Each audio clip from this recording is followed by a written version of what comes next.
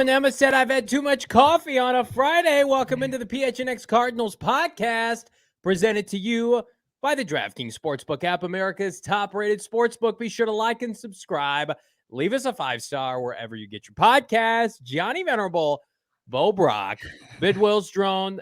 Yes, the opening song is fire, as is my co-host, Mr. Bo Brock, on the eve of us leaving for the NFL Combine. How are you doing, my friend? I'm doing great. Ready to hit Indy. Just light it up. You know, you, me, Shane. We're going to be out there getting some great content. It's weird. Like somebody mentioned the opening song to the show, and I was literally talking to Emma. I was like, should we change the song? But I guess it's just straight fire.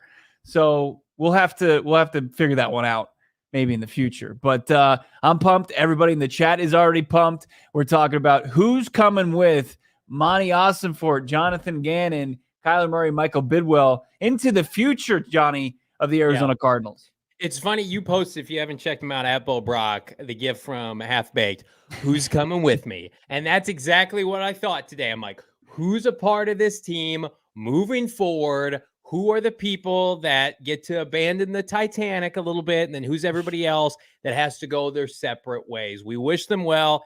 And let's begin the conversation, because I think Ron Wolfley, Arizona Cardinal color man, was on 98.7 today. Adamant, Bo, speaking our language, that the Cardinals are going to trade DeAndre Hopkins. And he said that kind of in so many words that maybe it doesn't fit the new culture for the Cardinals. And so I would think that it's less about Hopkins, the player, and more about Hopkins' $30 million cap hit at over 30 years old. That's the kind of language we've been speaking. But it feels like everybody's catching up to this little program that once upon a time had Jordan Schultz on a couple weeks ago saying adamantly it was going to happen.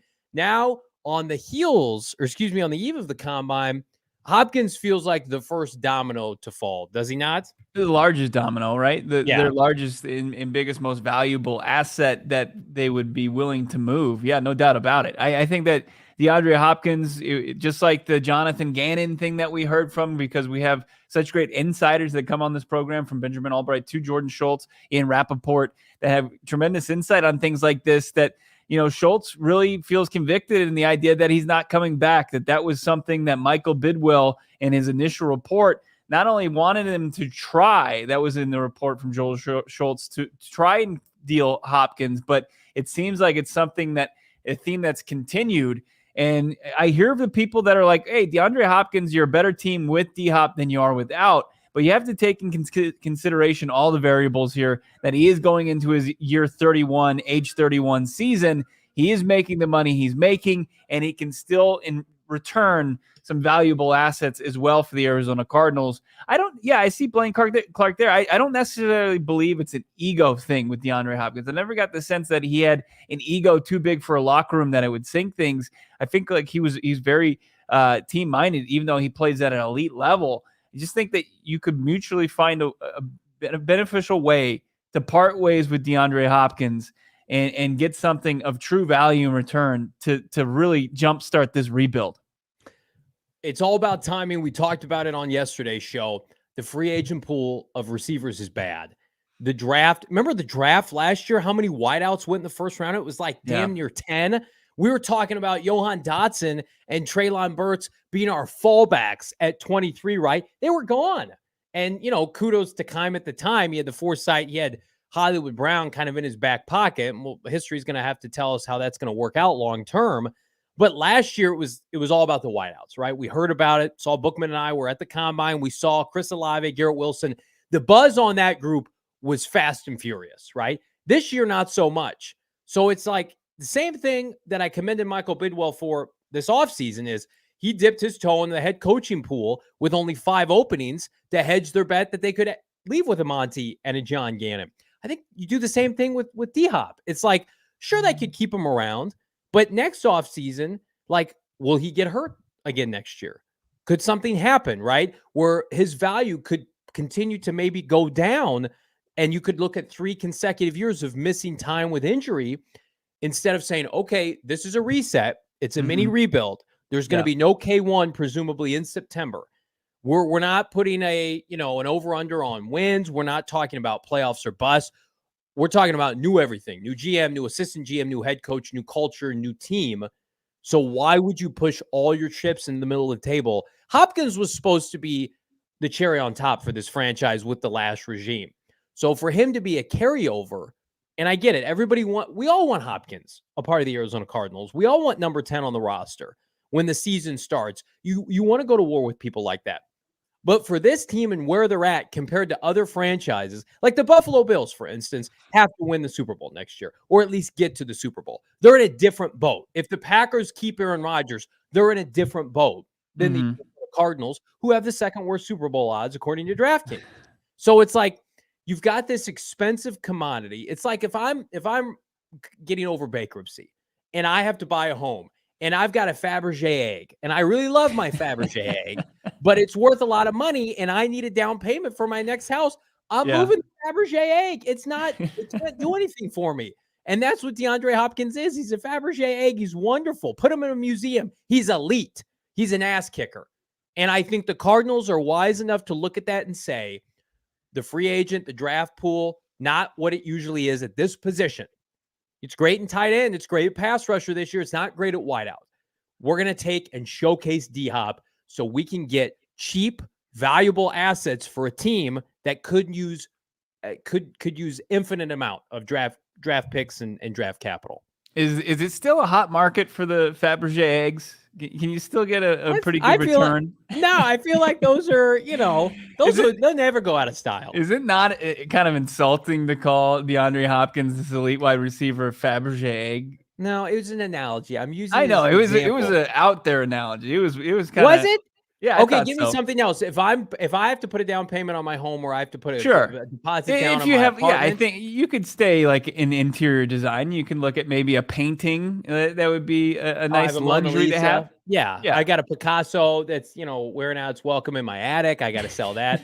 The Fabergé egg though, that's kind of like war crime that you have, like where you got your hands on a Picasso that nobody knows about. It's just chilling in your attic in Maricopa. I'm concerned. I've got more questions about who Johnny Venerable is. That's fair. I have I'm staring at a lot of collectibles right now. Wouldn't you guys? I'll do an office tour at some point. You guys can see all my treasures. But he is the guy. He's kind of the top suspect when you look at who's going to create more assets for you to get this rebuild. Because would you say like the Arizona Cardinals aren't necessarily in the same boat that the Seahawks were in last year, right? Because they have their quarterback. He's just injured. He's rehabbing and he's attacking that rehab. If you missed what kind of the insight we got from Monti and Gannon, new OC Drew Petzing about Kyler Murray's rehab, check it out. It's all over our socials. It's, of course, on yesterday's episode and on the podcast. But, I think DeAndre Hopkins is absolutely somebody that you're going to get pretty much fair value in return for. Now, you can argue and debate, can you get a late first for him? Is it a second?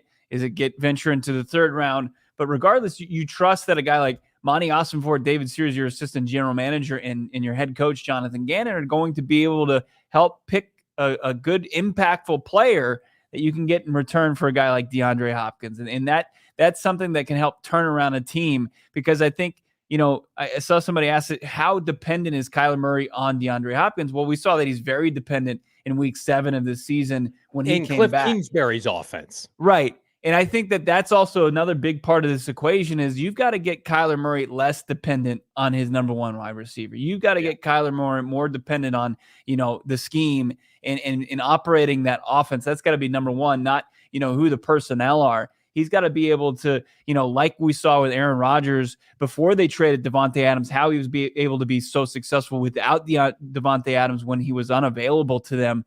He had an undefeated record before this season when Adams wasn't available due to injury or whatever. So you'd like to see that and take away that crutch, but also get some assets in return. I think that that would be big for the Arizona Cardinals. And I don't think you can stop at you don't have to stop at the wide receiver room. Not a lot of people are talking about Hollywood Brown. But if this regime doesn't view Hollywood Brown, and he's, I think you're split as far as the NFL front offices are about Hollywood Brown because of what you saw come out after the Cardinals dealt for him and gave up a first-round pick for him last draft.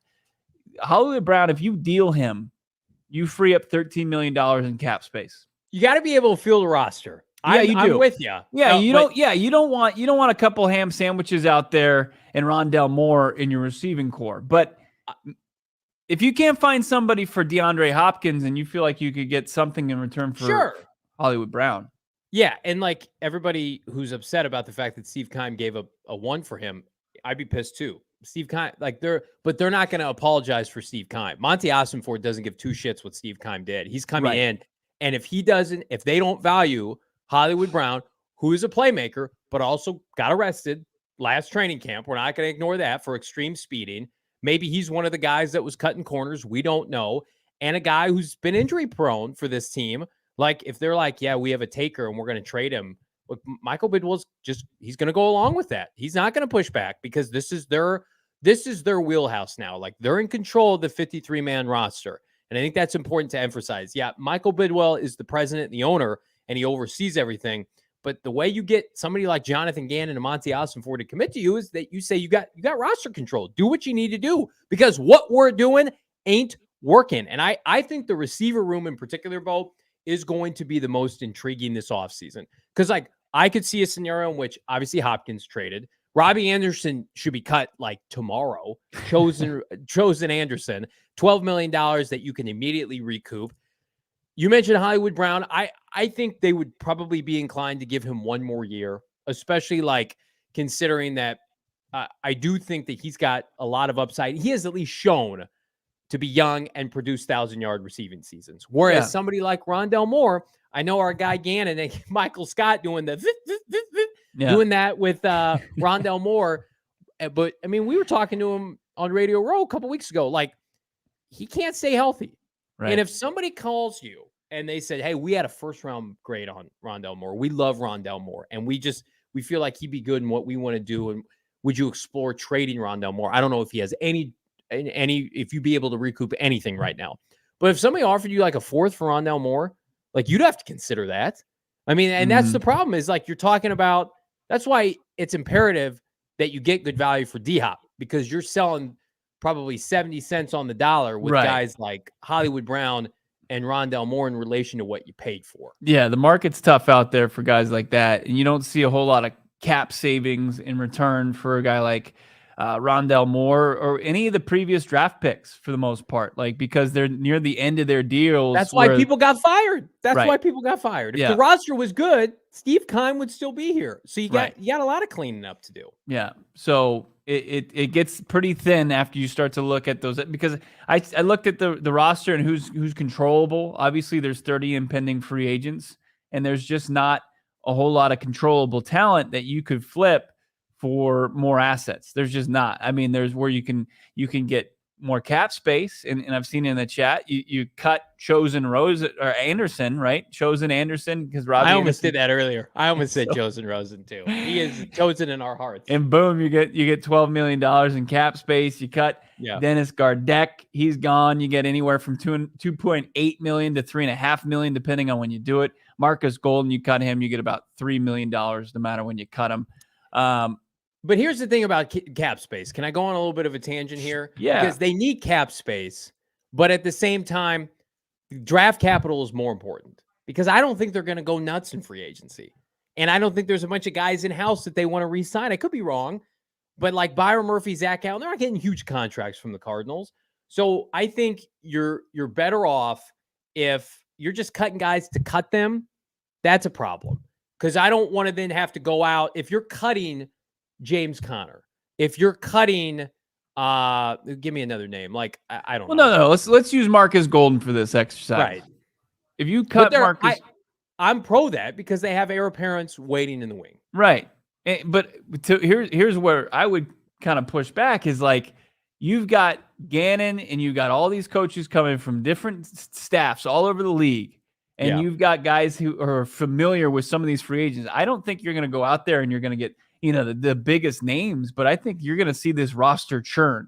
No doubt about it. You're going to see a lot of new names come in here. So I do disagree. I think that they're going to have a lot of different guys come in that this coaching staff is familiar with, that can do and run the schemes and plays that they've called under these guys for. And you make a good point. Like, they may not go out and sign Javon Hargraves to an $80 million contract, Right. but they may sign 10 to 15 guys that equal $60 million, that equal $55 million that they would then have to come up with. Like, we're connecting the dots. Like, Jacoby Brissett's salary next year is projected to be $5 million.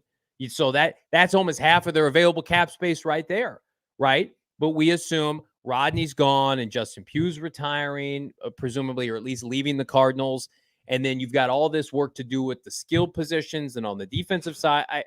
To me, what makes the most sense is you start off by moving Hopkins for a premium, seeing what you get back, but you ought to be able to leave free agency with 53, not 53, but a starting offense and a starting defense that you could presumably go into the season with. Because I was talking to somebody about it recently, and they're like, well, I really hope John Michael, what's the Minnesota's center's last name? John Michael Schmitz. Yeah. John Michael Schmitz. I keep wanting to say John Jingleheimer Schmidt, but John Michael Schmidt, like, we got to get him to be our starting center. Well, I would love a childhood. That. Yeah. Right. I would love that. But you can't go into the draft saying we got to get our starting center. You got to go in the draft like what Philadelphia did last year. What they have, they had Jason Kelce, and then they took that center that the Cardinals wanted in the second round, and he's ready by year 2. So they got to go out and they got to be able to say, okay, we know we're going to take an impact defender in the first round, but we also know we need interior line help and we need a corner. We need this. So they are going to have to go out and bring people in. So I don't want to talk out of both sides of my mouth. I think they're going to be active, but in the big time, top 5 to 10 market of premium contracts, guaranteed money left and right, I don't think they're going to play in that sandbox. Yeah, it's quantity over quality. I think I really do. I mean, I think they're going to get some good players that are going to be able to help play significant and impactful downs for the Arizona Cardinals this season. So, but it's really thin after that. And I saw somebody in the chat mention maybe trading DJ Humphries. I just don't think that would make sense unless there was like a team that really targeted DJ Humphries that they wanted to take on. Well, then it creates a huge hole at left tackle that you would have to fill. You've got you have 2 tackles on your team right now. It's Humphries and it's Josh Jones. Well, I get people are pissed at DJ Humphries. I would be too. And we're going to ask Monti Ossenfort and Jonathan Gannon, like, is DJ Humphries healthy? Can he play? Because his back's messed up. He held out, got a contract, and then immediately got hurt. But one area you can't fuck around with, like, they have to have an offensive line. They can't have 5 liabilities out there with a mix of rookies and undrafted guys to protect Kyler Murray. Right. So I'm fine with, you want to go young and cheap and inexpensive at all the other positions, great. But with Kyler and his ACL, that's the one unit you want to overspend maybe a little bit. I'm okay with that. Yeah. I mean, and maybe just do it on a shorter term deal, right? Don't sign them to a 4 or 5 year deal. Sign them to a 2 to 3 year deal. But like we see Golden, DJ Humphries, and we see Taylor Lewan, native kid here. I mean, I would take DJ Humphries at this point in his career over Taylor Lewan. Oh, easily. I don't, and he's younger. And he hasn't had to deal with as many injuries as Lewan. Now it's close, but I mean, Lewan got beat up by Budda Baker, not just Chandler Jones. Budda Baker absolutely just thumped him. Let me ask you this, because you said outside of Hopkins, nobody really on the roster has a ton of trade value. And I would agree with that.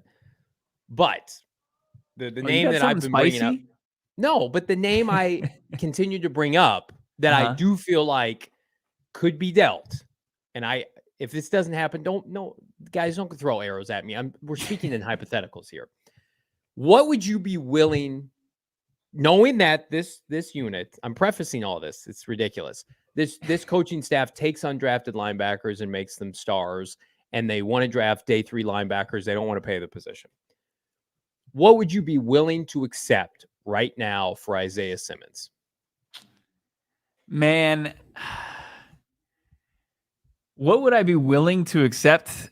Probably 3rd round pick.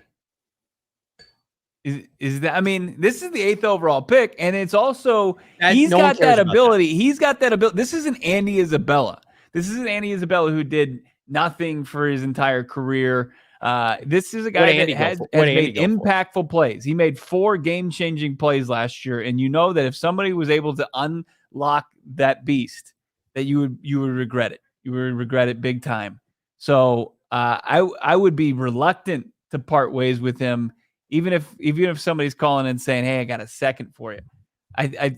Because I think that he if he's coached right, and I think the same goes for coaches that shied away because of Kyler Murray or anybody on this roster, that if you don't feel like you can coach up a player with the athleticism, physicality, speed, strength that Isaiah Simmons has, then I don't think you have a lot of confidence in your worth as a coach. Go back and watch that episode of Hard Knocks where Vance Joseph was talking about Isaiah Simmons when they benched him at the start of year 3. And there are questions about, does he what? Does he love football, right? Those are questions that were being asked about Isaiah Simmons in year 3. And then we fast forward, and what is this front office and coaching staff preaching? Football junkies. Now, you could play both sides of the fence and say, Simmons, and I believe this, his growth was stunted by Vance Joseph and his stubbornness. But I'm just saying, it's a position they don't value. He doesn't really have a position. He's going to get incredibly expensive. To your point, 4 sacks, 2 forced fumbles, 2 picks. I think you could get a nice little package for him. And then, who's to say they don't take a linebacker? What team do you think values him enough to send the package? Who's this is the missing piece? If you're asking that question, then we can't then also say, well, he's too good to trade. That to me, if somebody that's what I'm saying. I'm not shopping him, but if somebody calls you and says, hey, I heard you're moving players from Clemson, you trade Hopkins, you trade Isaiah Simmons, we would give you X for Isaiah. I think for me, it would have to be like a high 3rd round pick. And I would probably do it. And it's tough. Everybody's like, he was the 8th. No one cares if he was the 8th overall pick. That regime is gone. Steve Keim made him the 8th overall pick. We don't know if he would have been the 9th pick or the 10th. It doesn't matter. Right now, what matters is he does not have a position 3 years into the NFL, and he got benched early in year 3. And all the other linebackers in that draft are not having their 5th-year options picked up. Roquan Smith was just dealt for a 2. It's a diminishing position. You'd love to have an ass kicker at the position, but it's not a position now teams value at that high in the draft for that much money. But if you feel like, Bo, you can move him to outside linebacker or something and make him more valuable, then let's have a conversation about it. It feels like that would be Reddick all over again if you were to do something like that. You keep bringing that up, Saul. No. I keep bringing it up. This is the first time we've ever talked about it. I've seen you bring that up on Twitter, saying it could be Reddick 2.0. Oh, well, yeah. But I will say this. It depends on what team is asking to be traded to, right? If the 49ers, Seahawks, the Patriots, right. Franchises that have been known to thrive with high-level linebackers because they know how to use them best, I would say, fuck no. I'm not trading them to those guys because clearly we're missing the mark here. We got to figure this out. But if the Texans want them, go ahead. Take them, baby. Well, now, the Texans of old, but now you got D'Amico Ryans getting his hands on them. That's a little scary. That could kind of, but they would have to, you would think that they would want to pick up the 5th-year option, right? Get them at $12 million next season. I just don't know. I love from Jalen Blair saying this is why we don't get Simmons on the show because of all this from you. No, I think you hit him every day this week. I think you were slandering Simmons every day this week. He stiffed us twice, and he doesn't play a position that's valued, and he doesn't really have a position. To Saul's point, he's played every single season of his NFL career under Vance Joseph. I would love to see him play under Jonathan Gannon and Nick Wallace. You're probably going to get that wish. Yeah. And you know what? You can dump mayonnaise on my head. You guys can tar and feather me in studio if he's an all-pro linebacker under Jonathan Gannon next year. I hope that happens. If he's all-pro, what if he's just like a Pro Bowler and he racks up 100 hang on. And that's part of the discussion too, is you drafted him. This is another layer. We're going to keep peeling back this onion. You drafted him 8th overall to be an all-pro. So now are we just okay? Yeah, but like you said, the previous regime's not here. If he's going to be more productive than what you're getting on the market, on the trade market, you've got to get what you view as a value in return. So I think it becomes this is why the water is so murky as far as Isaiah Simmons, is because the coaching staff sees an athlete, right? They see somebody that can go out there and make plays, game-changing plays. Consistently, probably not, but they'd like to maybe find that and think that they can add that to his game. But then you've got the front office saying, look, here's somebody that another team could view as an asset. So let's see what kind of value we can get in return from him. And that's going to be something that's going to be interesting. That's going to push this united front idea. And I don't think it's something that's going to be a sticking point, but it's just it'd be interesting to see how they approach it. I'm trying to look up on Spot Track the highest paid inside linebackers in the NFL. And got to be Fred Warner, right? Roquan makes $20 million a year. Shaquille Leonard makes $20 million. Fred Warner makes 19. CJ Mosley makes 17. But right now, when you look at this roster, you've got, so do you believe that they view him as a linebacker or somebody that can play snaps at linebacker? I don't know where he plays. I think the simple answer is yes. I think he can play snaps at linebacker. Yeah. He can rush the passer. He can drop in coverage, right? But I think that when you look at this in the two previous jobs that Monti came from and Gannon came from, they didn't invest a ton of money on that side of the ball. And you've got a controllable player for 2 seasons if you want it from Isaiah Simmons. It's, again, if you want him on your team. I'm not saying that. Right. But they're not going to pay Isaiah Simmons big money. So do you want to trade him We're 2 years now? from it. You could let him, you could pick up his 5th-year option at the beginning of May, and you got him locked in for 2 seasons on a relatively affordable deal. What's he making this year? Like $5 to $6 million? Yeah. And then it jumps to 12. You know how much TJ Edwards made the last couple of years? He didn't have one season making over $1 million. No, he was an undrafted free agent. Well, but that's what they prefer. And you're going to pay Isaiah Simmons $12 million on a 5th-year option? But Jonathan Gannon got his hands on TJ Edwards. You know, what is he? He's been in the league 4 or 5 years. He got it. He got him 2 years ago.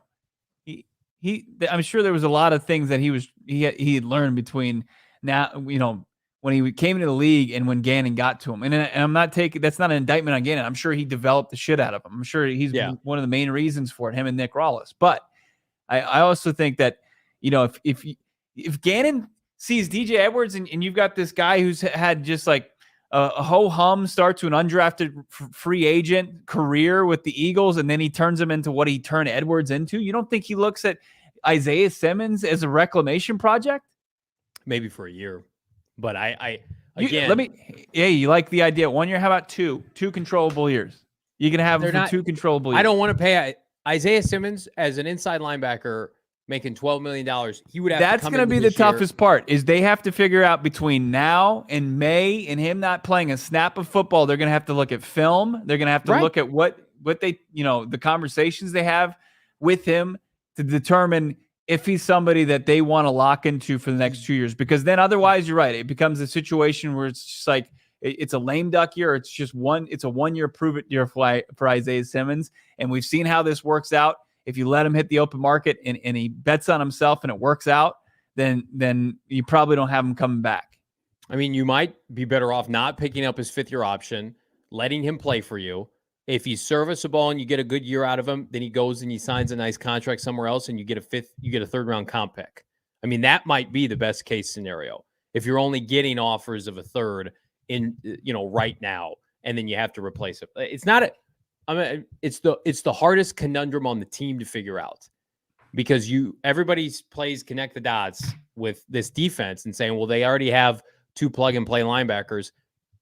We're in year 4 and no one knows his position, and he's about to make $17 million over the next, you know, combined the next 2 years. I don't have $17 million yet, but DraftKings, they've got me hooked up, and they can hook you up with at least $200 in bonus bets instantly. That's not Isaiah Simmons' 5th-year option money, but it's a good starting point to dabble. I don't know if you guys know this or not, but the Phoenix Suns play tonight.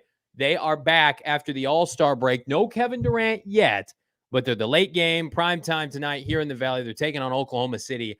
and they will prosper, as will you. All you got to do, download the DraftKings Sportsbook app now. Use that promo code PHNX. New customers can bet a mere 5-spot.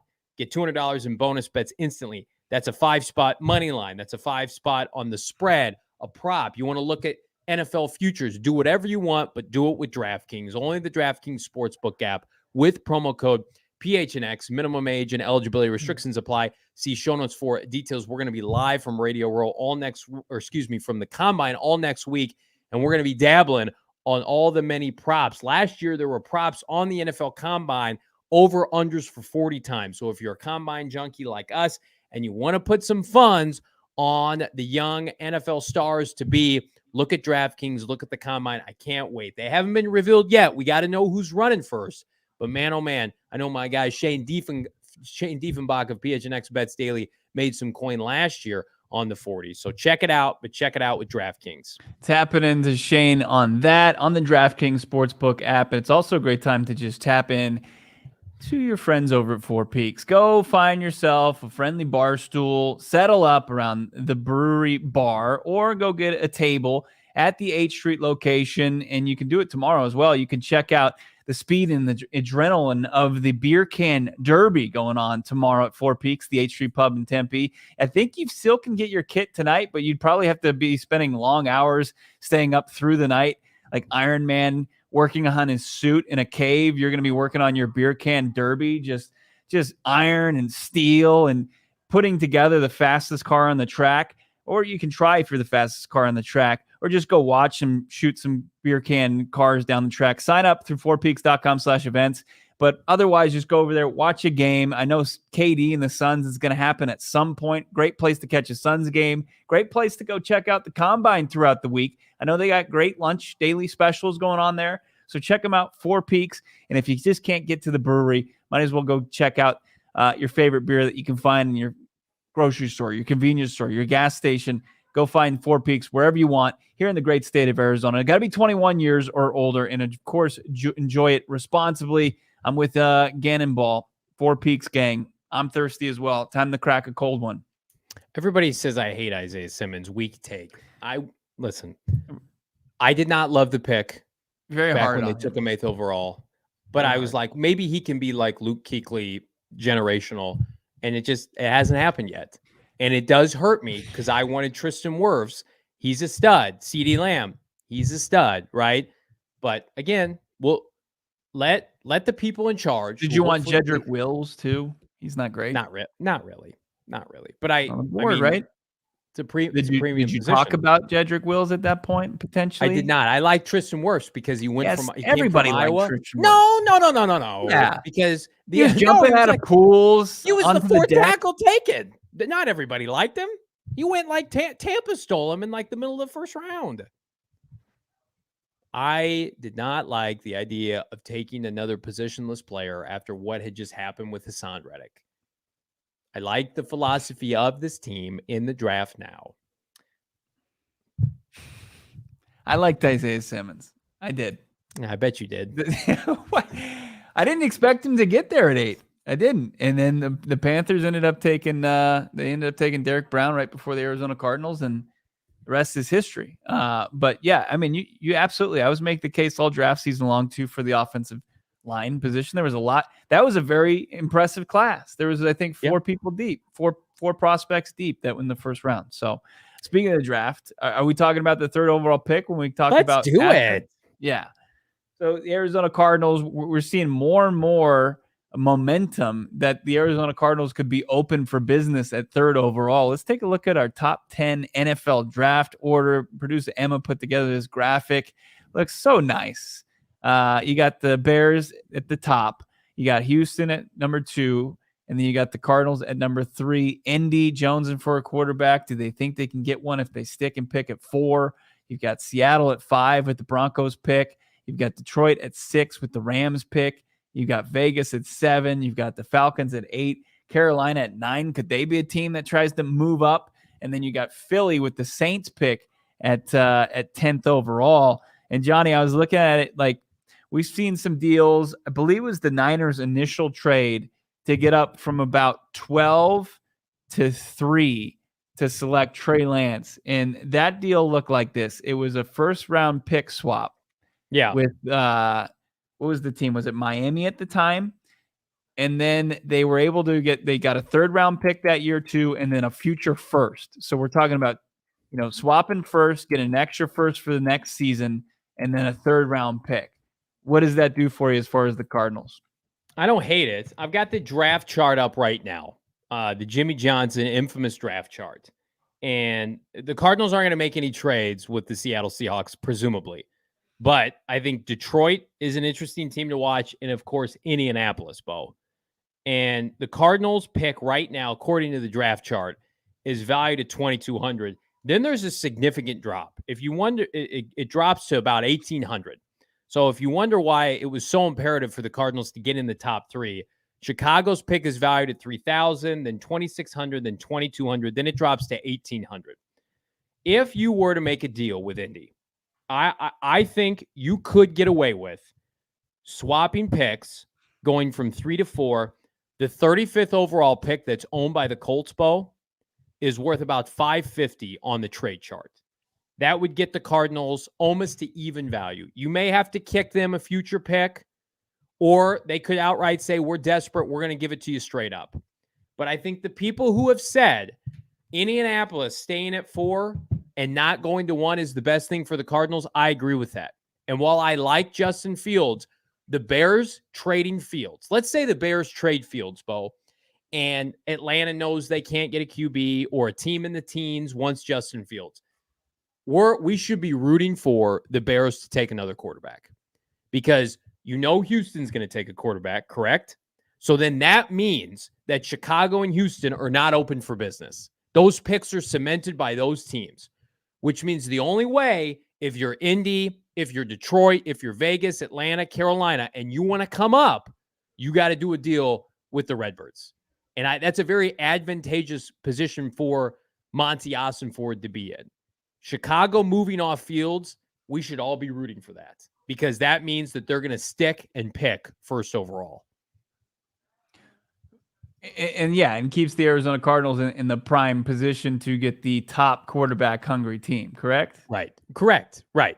Because if Chicago commits to Justin Fields right now, then if you're Indy or Vegas or Atlanta or Carolina, you can just go to first overall. Right. You're fighting against these other teams. Overwhelm them with a haul. No doubt about it. Yeah. But then Chicago, obviously, they're a team that needs a lot of different things, and they could sit there and they could drop down the 4 and still continue their rebuild with Justin Fields. I'd be interested to see how far they're willing to drop. I mean, this isn't like 2015 where you saw the top 2 picks get traded in the Rams and what was it? It was the Rams that traded in and Philly traded in, and they were able to pick up their franchise quarterbacks at that time. And the other teams just kind of dropped down pretty significantly. The Arizona Cardinals, though, I mean, is it too tantalizing for a guy like Ossenfort? Does it seem like that should be the direction that this team needs to go? But you can't get away from the idea of adding a guy like Will Anderson Jr. or Jalen Carter. I think that those are just 2 guys. And I don't know if the conversations are going to change after the combine start and you've got all the workouts that are going to happen after that, if the perception of those 2 athletes are going to change. But I think that the Cardinals absolutely have to be open-minded as far as what they want to do with this 3rd overall pick. It all just depends on what kind of grade they have for Jalen and or Will Anderson. If they make them, blue chip generational prospects, if that's how they're viewed, then they're going to stick and pick. They should. But if there's a gray area, if we exit the combine next week and Will Anderson is good, he's a good top 10 solid prospect, but he's not elite. It's not Khalil Mack Von Miller. And the same thing goes for Jalen Carter. Then we've got some questions that need to be asked, right? Do you then start putting out feelers to everybody? Because I'm going to tell you right now, Detroit's value is $1,600. The Cardinals is 2,200. Detroit has the 48th pick, which is $420, and they've also got the 81st pick, which is $185. That's almost an even exchange. So you could end up with the 6th pick, the 48th pick, and pick number 81 going down 2 spots. Yeah. And you assume that you could potentially get Will or Jalen at 6, depending on what Seattle does. So to me, I still like the idea of getting my blue chip, SEC ass kicker. And I have nightmares about taking ACC players and Big 12 players. However, the more cracks at the plate you get, right, especially in the top 100, the quicker this mini rebuild is going to go.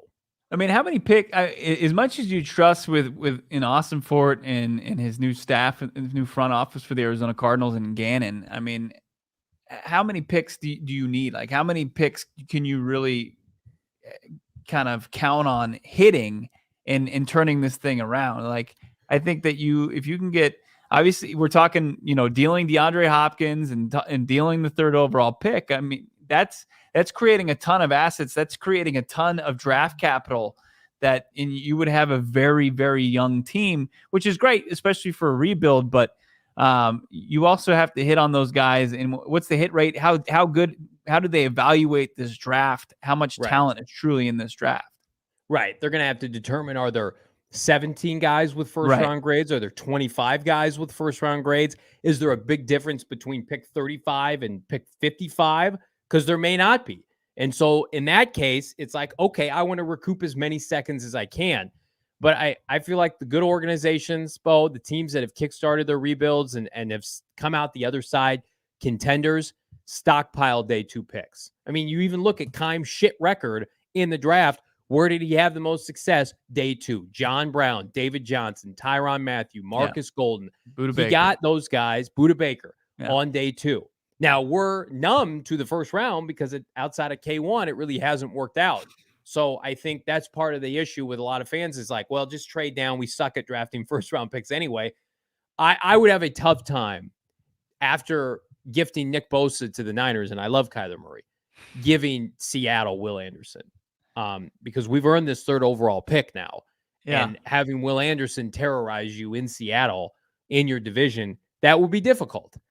But so you better make damn sure that you're going to make the most of those picks on day 2, because here's what they're not going to do. Mm-hmm. They're not going to take those picks and flip them for a Chandler Jones or a D-Hop, expensive contracts for proven players. Right. Those days, at least right now, are on hold. And it would continue. It'd be a continuation of Denver continuing to screw over the Arizona Cardinals because that's Denver's pick. Right. So and we want that to end. I know we're having a good run now as Sean Payton builds his super staff. Throw up the radio air quotes there as he's now hired Vance Joseph and Joe Lombardi, 2 of the most polarizing coaches from their former respective team fan bases. I like what Pick and Spreads always had to say anytime he enters in the prospect banter here in the chat. He's got Anderson's better than Aiden Hutchinson, but he's not better than Nick Bosa, which is still a very good player. Jalen Carter, the defensive tackle from Georgia, in his opinion, is the best DT prospect since Ndamukong Suh. Carter is blue chip generational, and Anderson is blue chip but not generational. And to me, you've hit the nail on the head, Pick and Spreads. I think Jalen Carter has the most to gain this week because I think when you see somebody that big move well, if he runs a generational 40 time, assuming he runs, I mean, there's a chance we could be fast forwarding 10 to 14 days from now, and he's the best player in the draft. There was some bullshit about him kind of being a bad character guy. Then we heard about his 40 time? It's fun to see the big explosive guys run fast, I think is the point I was trying to make. But there's a note out there now that he was helping pay somebody's tuition. I mean, like an exceptional teammate. Like there was a little bit of a smear campaign by Todd McShay that they have since combated.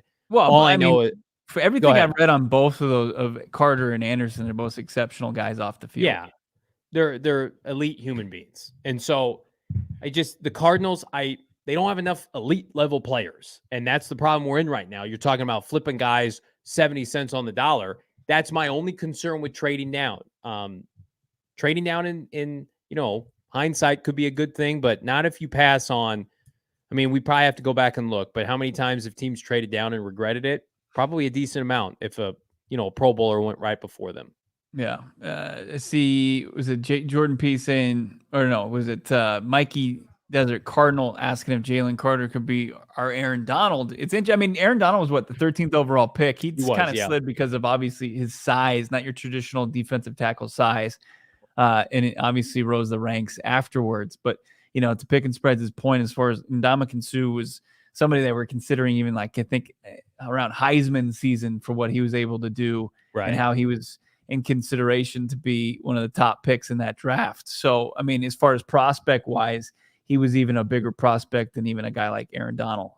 So it's really interesting as far as the Cardinals go. They've got a good problem to have here. I think you've got two prospects that seem like they could be impact makers regardless, if they're generational or not. And then you've got the ability to create more assets and help your rebuild out by staying in the top 10 and then getting more picks on top of that, which would be huge for Monti Ossenfort and crew. But you control your narrative, sticking and picking. It's in your control now. You're going to get a generational SEC prospect. Georgia wins the Natty with him back-to-back years for the first time since the 80s.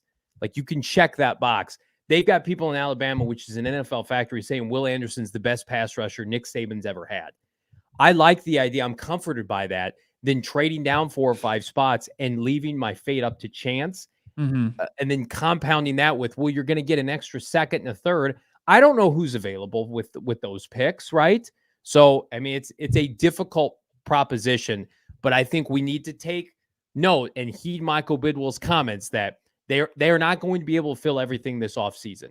Right. So that leads me to believe, just take the best player. If you're not blown away, take the best player. Jason Krell, thank you so much. $1.99 super chat. Just getting in, guys. Trade down or what? Thoughts? Our thoughts are, make us an offer. Let's see what the offer is, and let's see how these guys look next week. I think you got to be rooting for an Anthony Richardson to start going bonkers as far as his draft season goes, his draft prep. As far as next week, he blows people away, the quarterback out of Florida, and then obviously his own pro day that he starts to move his way up draft boards, because you've already got 3 guys in consideration, obviously with Stroud out of Ohio State and Young from Alabama and Levis out of Kentucky, who I'm still puzzled by. I'm not a big believer in him, but it's kind of split. Like, there are teams that really like Will Levis. So if you can get 4 quarterbacks, it just creates that need that only helps the Arizona Cardinals as far as what they want to do with that pick. What helps you is checking out the Underdog Fantasy app. Again, it is the premier fantasy app for us here at PHNX. And maybe this time next fall, Bo, on Underdog, we can take the higher in sacks for one Will Anderson as a member of the Arizona Cardinals. Isn't it nice when you talk about draft season and the 3rd overall pick and not have to worry about, moving off Kyler Murray because the organization is so high on him suddenly, which you love to see. You also love to see on Underdog Fantasy that you can draft your team against 5 of your friends, and the highest scoring squad for the night wins the cold, hard cash. Underdog has got you covered. NBA, they've got Major League Baseball right around the corner. Of course, we've got NFL next year, but you can stay busy right now tonight with the Phoenix Suns and the Oklahoma City Thunder. Draft 6 NBA players with no positional limits. And that is it. Prosper. It's so easy to get started, friends. All you got to do, go to UnderdogFantasy.com, download the app, sign up with promo code PHNX. Underdog is going to match your first deposit up to $100. There is no better time, in my opinion, to be on Underdog Fantasy this offseason. NBA is in full swing. I'm going to be on this app on the reg, especially when number 35 returns next week, Bo. Next week, the calendar switches to March, and with that, you're going to have conference championships going on, tournaments going on, college hoops, and you've got March Madness. You got to set up your old cave for watching all your games. We already got them fired up out there in our common area. We've got the Balerio 2-power recliner. It's black, leather, sleek. And right now, More Furniture, you can find it for under $500. It's $499.99. You can get that. You can get a couple of them. You can set up your TV watching experience in your living room with those loungers right now. That's a limited time doorbuster. You can get their sleeper sofa.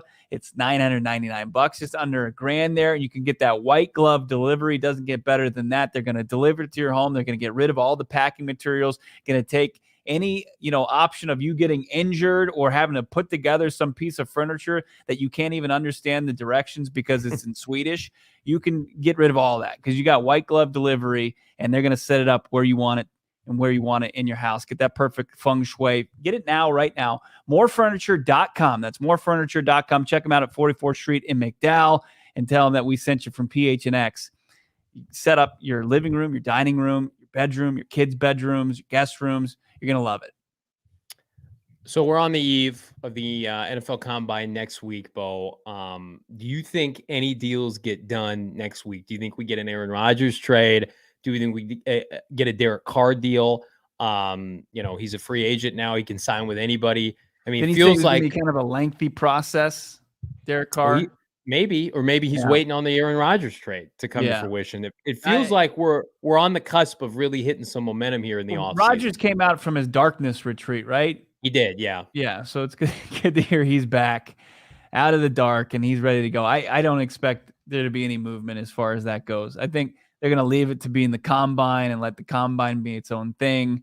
Probably start to see some teams continue to release some players. We're seeing some interesting names. Obviously, we're seeing some come out of the NFC West, like Bobby Wagner is no longer a member of the Los Angeles Rams, which is good news for Cardinals fans. I don't expect any big quarterback movement next week. No. I expect some quarterback movement. I expect Derek Carr to sign with the New York Jets. I'm going to make that prediction right now. I like it. Also, don't fucking come back unless you got video of you two scooting all the way to Lucas Oil. I want to see who wins that scooter race. That'll be me. Easily me. I'm going to double down the GM Saul Bookman's comments here. We're going to make a promise to everybody in this chat. They even have the Lime scooters, the birds out at this time of year? Yes. All right. Yes. Bo and I, unequivocally, 100% will ask about new uniforms to Monti Ossenfort. We got the schedule today before the show. Monti Ossenfort and Jonathan Gannon speak on Tuesday. Yeah. Our Tuesday show is going to be a little later, and then everything else is going to be at the same time the rest of next week. We're going to say, Monti Ossenfort, any update on new uniforms for the Arizona Cardinals? And we will cut it. We'll put it out on social. Yeah. We'll get him on the record. Yes. I'm going to get Bo's going to video it. I'm going to say it loud and proud. Give us new uniforms. And that's all we can do. We can't manifest it other than putting the guy on the spot. And we'll hold his feet to the fire. Hopefully he's got a good answer for us. The birthday boy today, right? I wouldn't have known that if the team site didn't tweet it out. Monti Ossenfort for his birthday. Johnny Venerable already got him a present coming about new uniforms. Questions about new uniforms. My wife works in the medical field, and they have a whiteboard for Lime scooter, bird scooter injuries. Yeah, and it's unbelievable how many people injure themselves on those things. So You know what Monti Ossenfort and company should do for his birthday? They should go to Octane Raceway in Maverick here. Perfect in birthday the Valley. Yeah, it definitely is. If you guys haven't been there, it is a flippin' blast. We had a team outing not too long ago. I didn't finish last, Bo, in the go-kart race, but I didn't finish first. And I feel like some of the times may have been skewed. I feel like people were purposely running me off the road. Where would you would you say you were closer to first or closer to last? I really do feel like I was like dead center in the middle. I think that's too close to call. But you're an elite scooter rider? I am. Yeah, I am. I've got some video we can post on Twitter, and we can get some new footage here. I can't wait to just tackle Shane Diefenbach off of his scooter. But speaking of Octane Raceway, they've got daily specials every day, like Monday, unlimited fun pass for $15. Taco Tuesday, 50% off taco trios. Wednesday, winning Wednesday, half price arcade games. Thursday, big bucket Thursday, $20 beer buckets. You love to see it. Friday night, they've got a trivia night. Saturday and Sunday, 50% off all bowling before noon.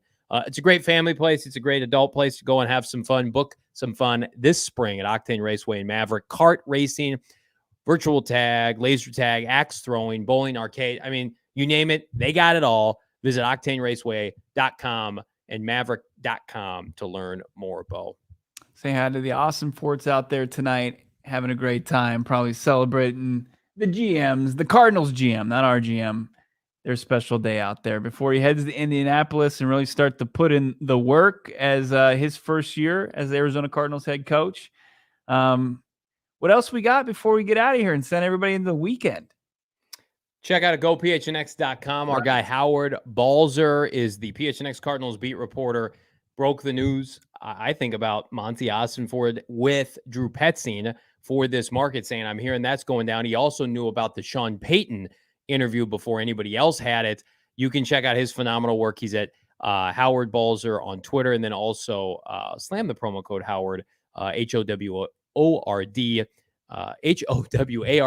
on gophnx.com. Everybody asked me where I picked up this lid. It's from the PHNX merchandise locker. I love it. I wear these hats every day because they're comfortable. I work out in the tees. Shameless plug. It's me walking around. Me working out is me walking around the Maricopa Lake. Shameless plug to you getting gains or for the PHNX locker? I have the wrong kind of gains right now. I may not need to be scootering next week in Indy. I need to be walking. I think I need to be walking. You're like those two brothers on the motorbikes, like they used to be in Guinness Book of World Records. I don't know what you're talking about. You don't remember the big two twin brothers that they were on the small little motorbikes back in the day? Maybe. It's gonna be you and Shane. Yeah. I need to get it. I need to get up with that. Those aren't cheap, so I'll probably have Shane pay for my scooter next week. Elver in the chat. Shane. Right. Monty was part of that staff that traded AJ Brown, so I bet he's going to trade D-Hop. I think they would like a mulligan on that trade, but I think they feel more comfortable trading a guy who's in his 30s making his money already. We're not talking enough about how much money D-Hop's making next year. Like that money's the big factor. Money's the factor with Isaiah Simmons. It's the factor with D-Hop. Kyler Murray's makes the money now. He makes $45 to $50 million a year. So you got to have cheap assets everywhere else, Bo. Yeah, I mean, well, he doesn't make that much right now. He's making 7% of the salary cap. This is his fifth-year option year, and then after that, it gets really high. So the Arizona Cardinals, the key this offseason, as you kind of mentioned, is like you got to start to posture yourself for life after the rookie scale contract. Yeah.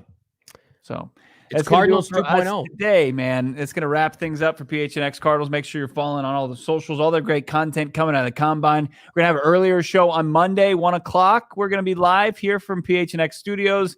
Then we're going to hit the air. Then we're going to land in Indy. And you're going to want to follow all the great content, PHNX_sports and PHNX_Cardinals. Find us where you find all your great podcasts. We will talk to you guys after a great weekend. Have yourself a good one. Talk to you soon.